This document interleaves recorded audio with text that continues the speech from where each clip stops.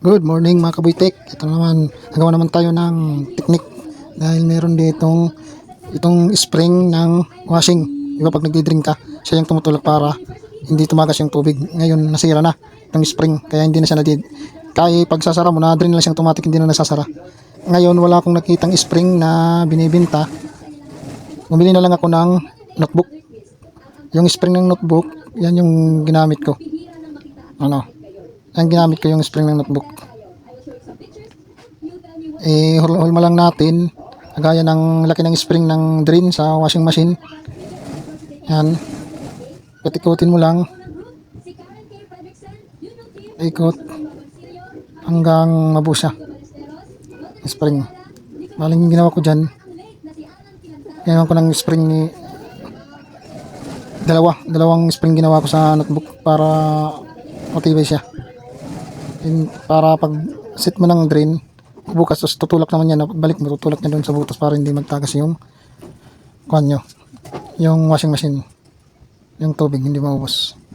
Yan lang yung gawin nyo mga kabitik pag yung spring masira sa washing machine.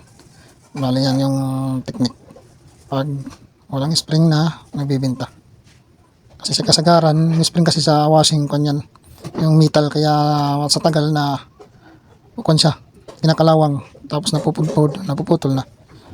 Kaya dapat tinutulak ko dyan kung medyo lumalaban siya.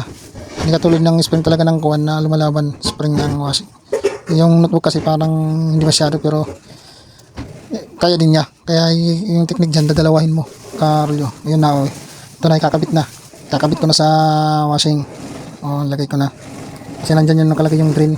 Ito, yan yung tali, pag ikot mo, itataas niya, pagbalik mo yung spring naman yung tutulak dun sa butas para hindi mag-drain yung tubig sa washing machine. Yan, kakabit ko na. The moment of truth. Yan na. Yun lang mga kabuytik yung gawin nyo para kita nyo yung discarding.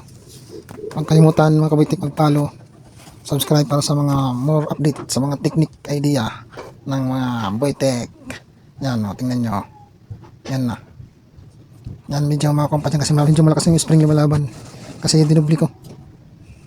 Pero pag makabit na yan, okay na yan. Handahan lang.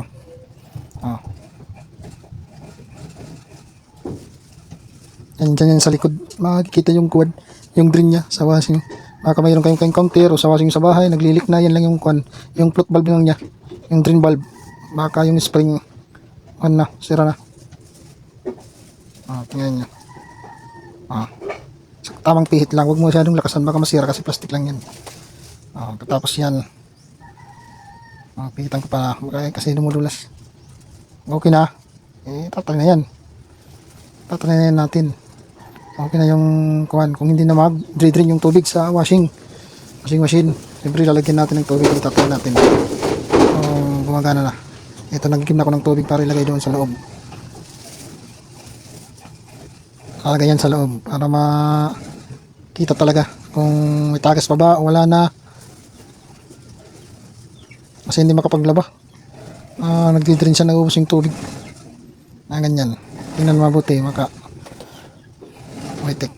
Binuhusan ko ng tubig. Wala na, hindi na nagdi-drain. Nagdi-drain yun wala na.